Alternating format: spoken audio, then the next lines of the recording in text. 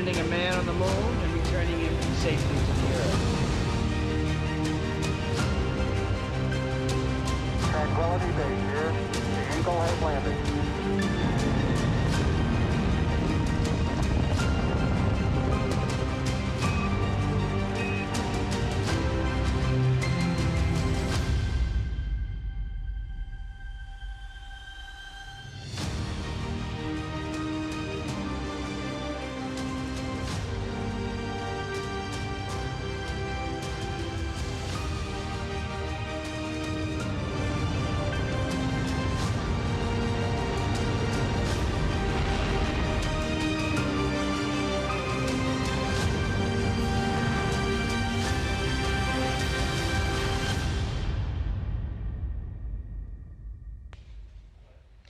Good afternoon. I'm NASA Shaniqua Vereen, and we are live inside the White Flight Control Room at the Johnson Space Center here in Houston, Texas. We are bringing you live coverage today of the Distant Retrograde Orbit departure burn. This is a quick burn expected to fire for 1 minute and 45 seconds, beginning at 3:53 and 50 seconds p.m. Central Time, 4:53 p.m. 45 seconds Eastern Time. The Distant Retrograde Orbit is an elliptical orbit or oval shape around the moon. This orbit is unique to Artemis I, testing out its various systems, and will not be used on future Artemis missions.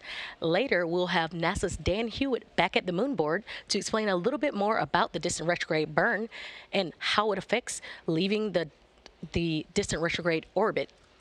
And NASA's Robin Elgart is here later today to talk to us about the deep space radiation environment and what she is doing to help further our knowledge on space beyond lower Earth orbit. We'll catch up with them a little bit later, but for now, here are some shots inside the Artemis Mission Control Room.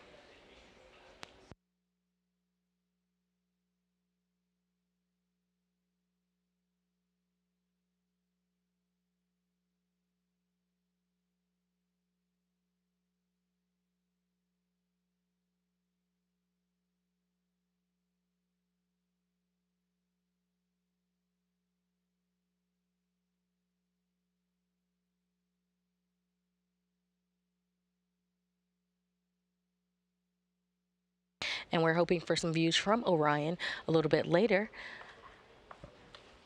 Currently, you're seeing the arrow tracker used to track Orion.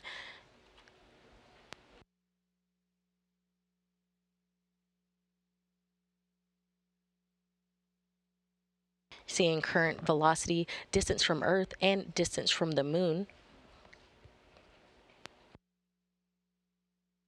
Following a successful launch on Wednesday, November 16th, NASA's uncrewed Orion spacecraft is ready for its distant retrograde orbit departure burn today on day 16 of its 25.5-day mission beyond the lunar surface.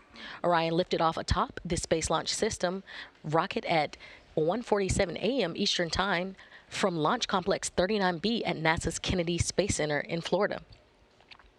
The distant retrograde departure burn prepares Orion for a second lunar flyby, or that RPF, the return powered flyby, and Earth insertion burn, and finally preparation for a re-entry and splashdown planned for December 11th.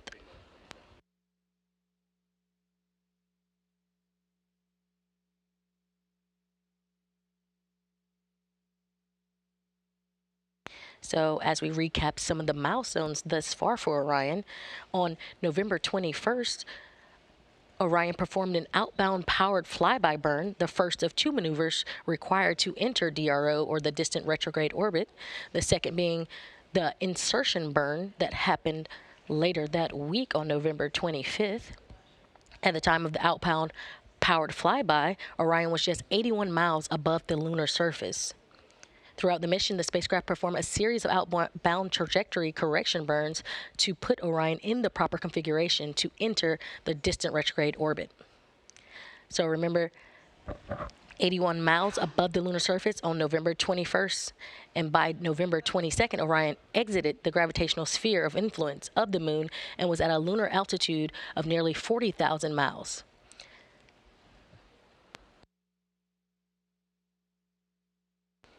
Orion surpassed the distance record for a mission with a spacecraft designed to carry humans to deep space and back to Earth at 7:42 a.m. Saturday, November 26. That record was set during the Apollo 13 mission at 655 miles from our home planet. On November 28th, flight day 13 for Orion, it reached its maximum distance from Earth during the Artemis I mission, and it was at 268,563 miles away from the home planet. And finally, on November 30th, just yesterday, teams polled go for Orion to exit the distant retrograde orbit. Today, we are live covering the distant retrograde orbit departure burn, or the DRD, which will bring Orion out of the distant retrograde orbit to prepare Orion for a splashdown back on Earth. Again, splashdown is planned for December 11th. And we are looking for the burn for the distant retrograde orbit departure burn to happen at 3:53 and 56 seconds p.m. Central Time.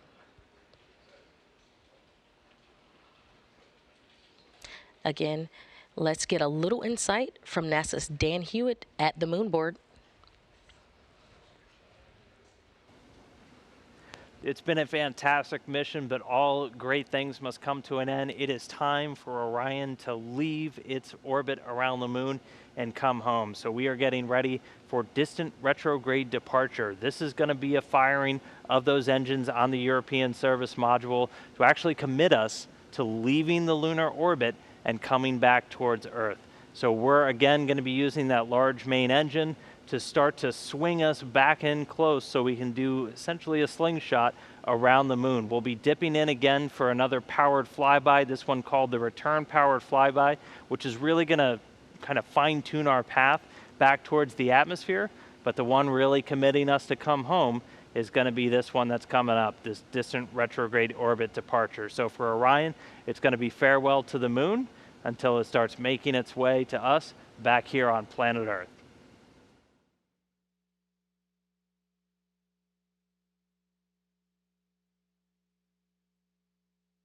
Back inside the Artemis Mission Control Room, or the White Flight Control Room here at Johnson Space Center, we see the control room, and we have lead flight director for Artemis I mission, Rick LeBrode, and his team monitoring and preparing for this upcoming distant retrograde orbit departure burn. Here with me now, I have a special guest today on console. This is Robin Elgart, space radiation element scientist. She will discuss the deep space radiation environment and what we are learning on missions like Artemis I. Hi, Robin. Thank you for joining me today. Thanks so much, Shaniqua. I'm happy to be here.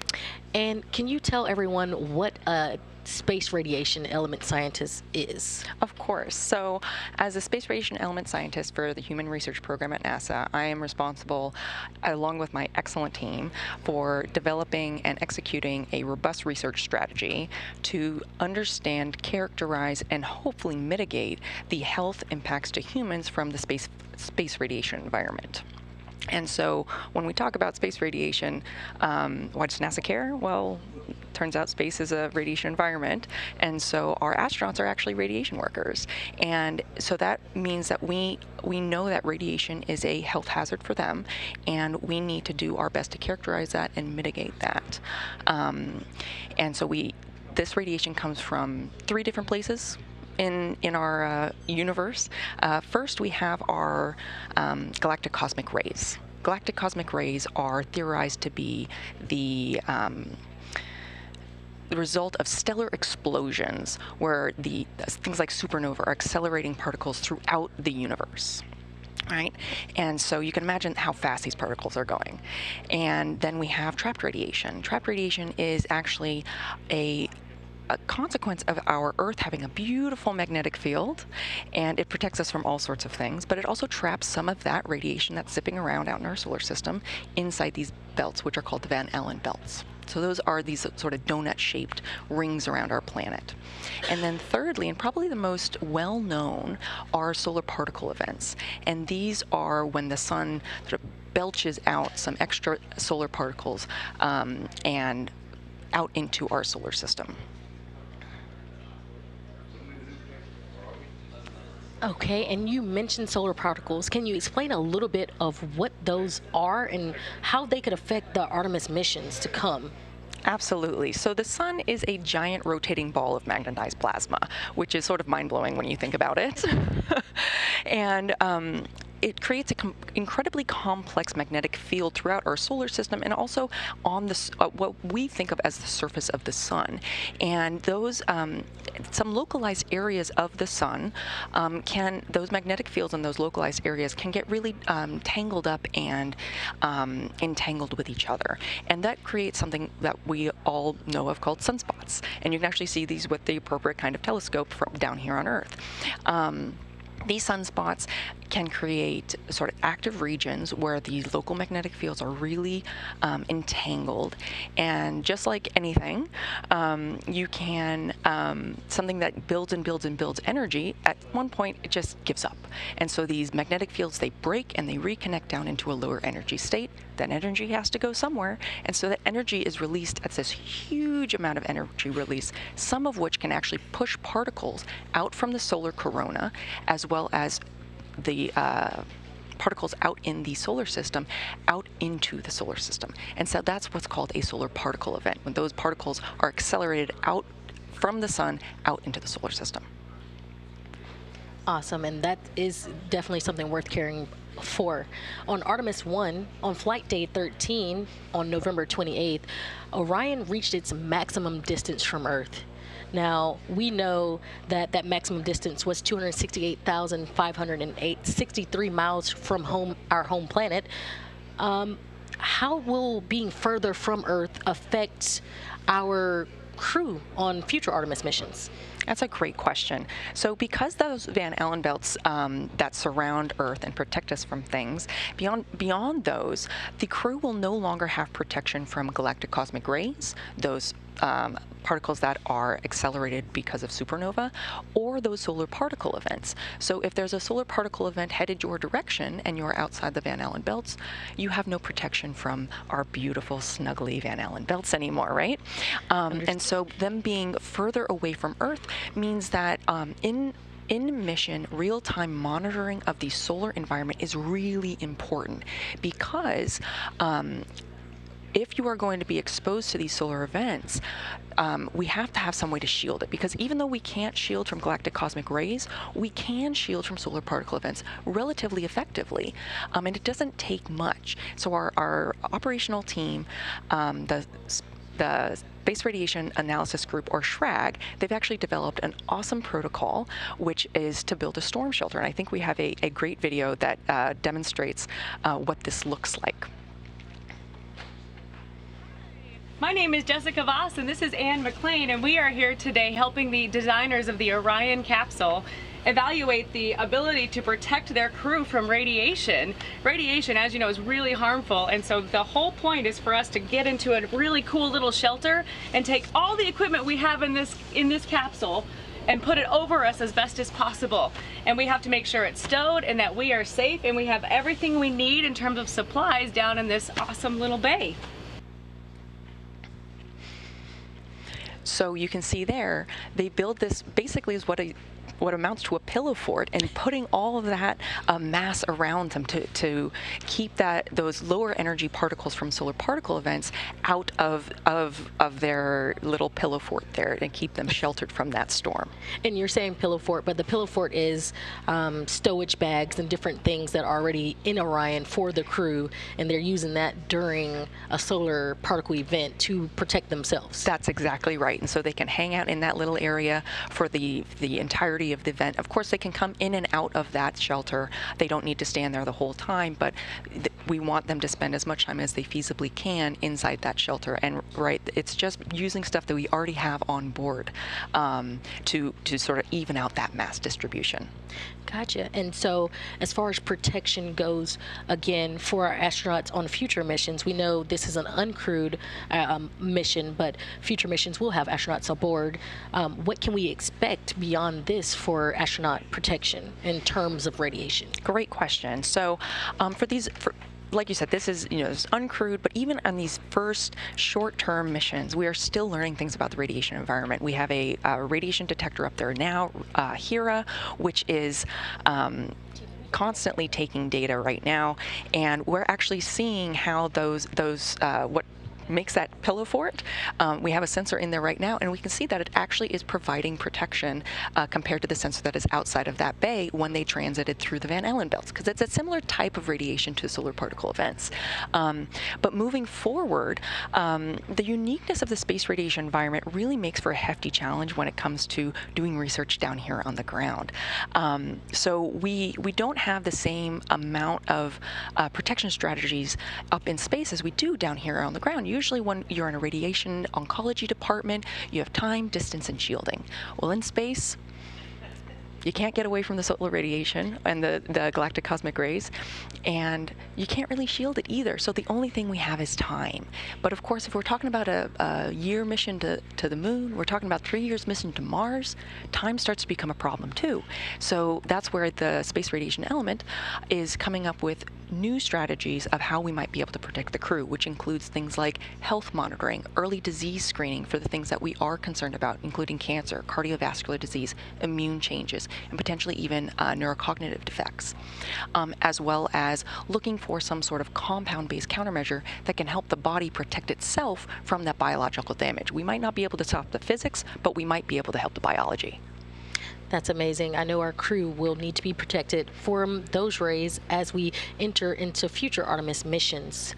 On our future missions, we talked about the protection, we talked about space radiation. Is there anything left that we didn't talk about that would be relevant to what we're learning about space radiation on this mission or even future missions that are planned? On this mission in particular, I really just want to give a huge shout out to our operational team, the Space Radiation Analysis Group, because they have worked so hard on getting their detectors up to speed, and they're really starting to see their models play out. They saw when Orion went behind the moon and came back out, and we finally got that signal again. Sure enough, there was a 30% drop because of the moon itself providing shielding to the capsule. And so just a really huge shout out to that team, because they have done an amazing work. They're working 24-hour console to support this mission, and they really deserve mad props. Thank you very much, and thank you, Robin, for coming and joining us here today, telling us a little bit about the deep space radiation environment and why it's important to the Artemis missions overall. Thank you so much, Shaniqua. Happy to be here. Thank you.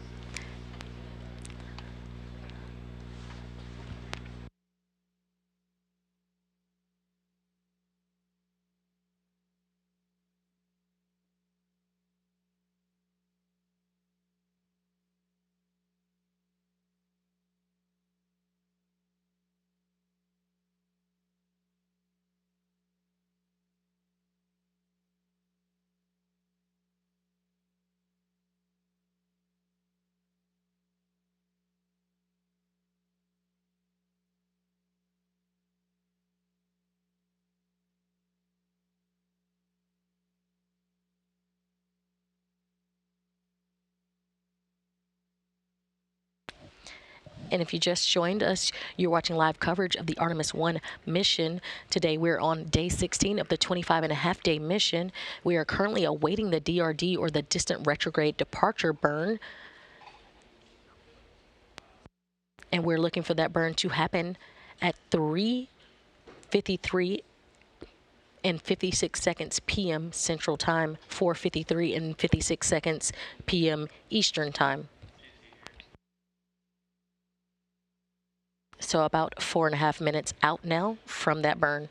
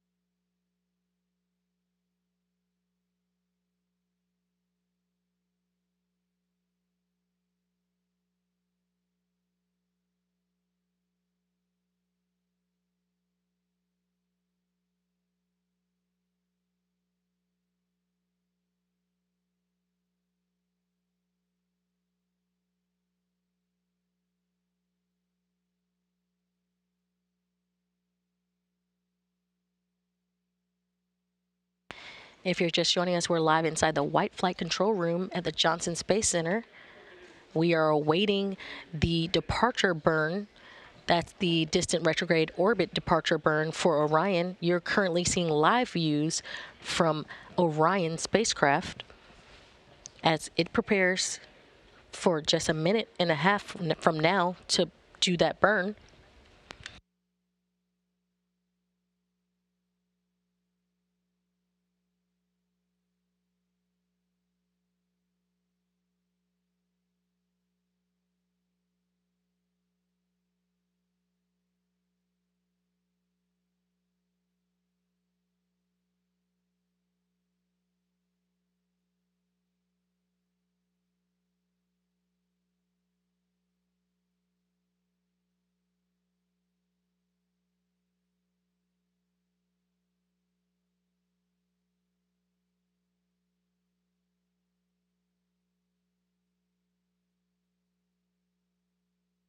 And just about 10 seconds away from that burn beginning.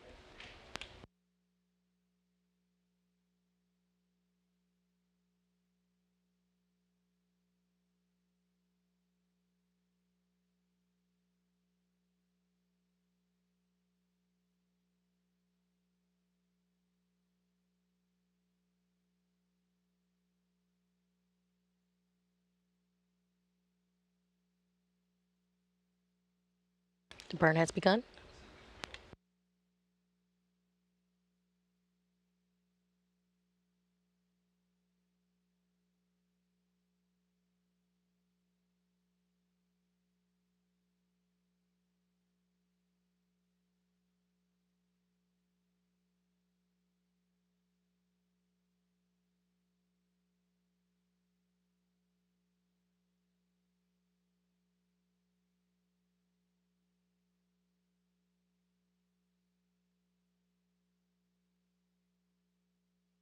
And we're halfway through the burn.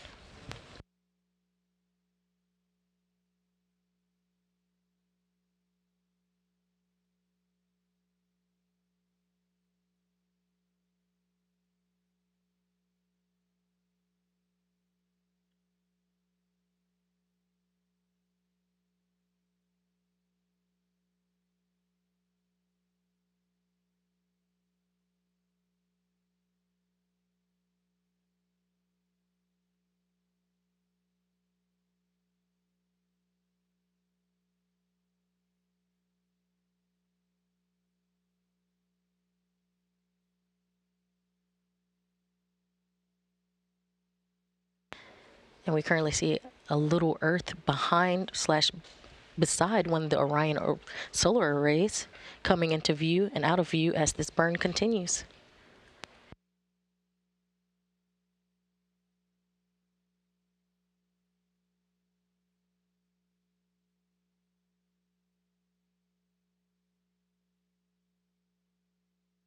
And a nominal burn has been called in the room.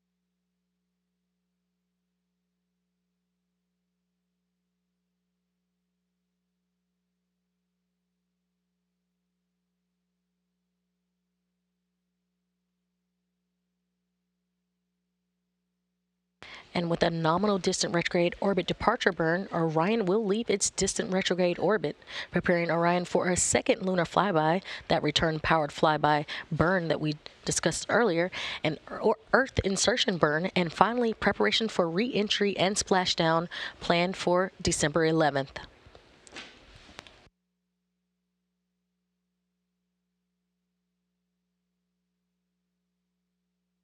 Again, Orion has had a nominal 1 minute and 45-second distant retrograde orbit departure burn.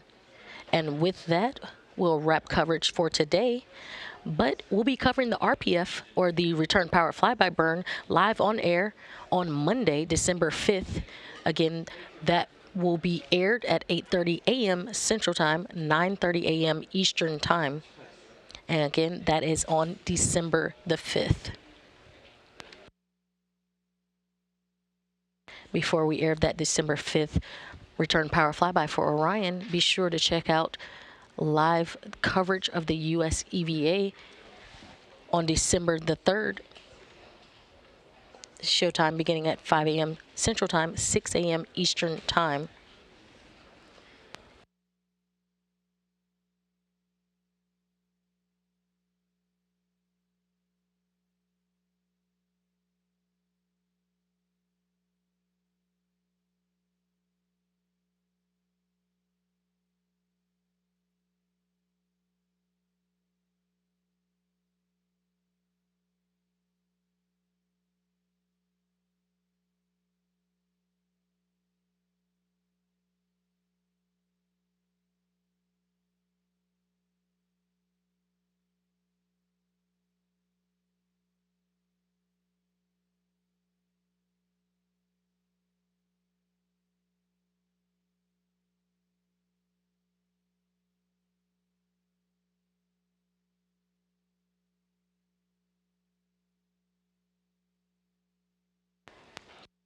Our live views from Orion have gone.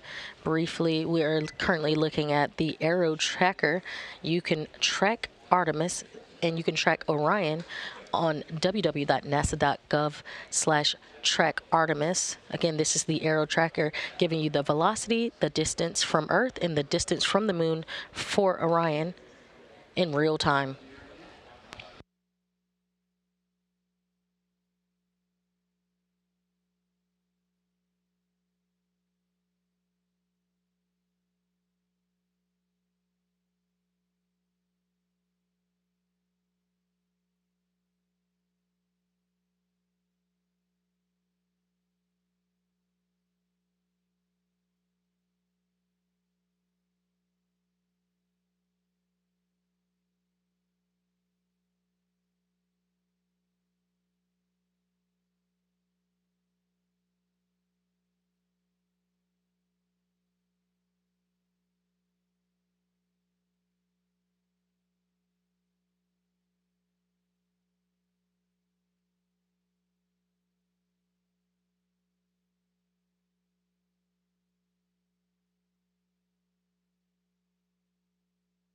Again, we had a nominal distant retrograde orbit departure burn.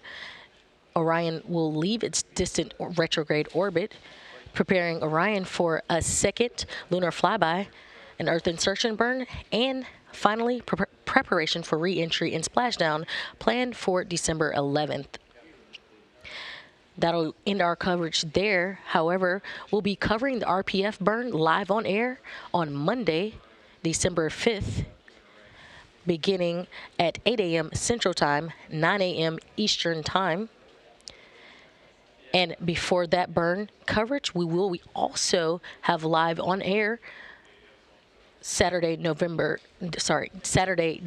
3rd, the U.S. Spacewalk 82, and that will start at 5 a.m. Central Time, 6 a.m. Eastern Time. And be sure to follow along with our daily blog posts as Orion continues its journey to the Moon and beyond and prepares for its trip back home.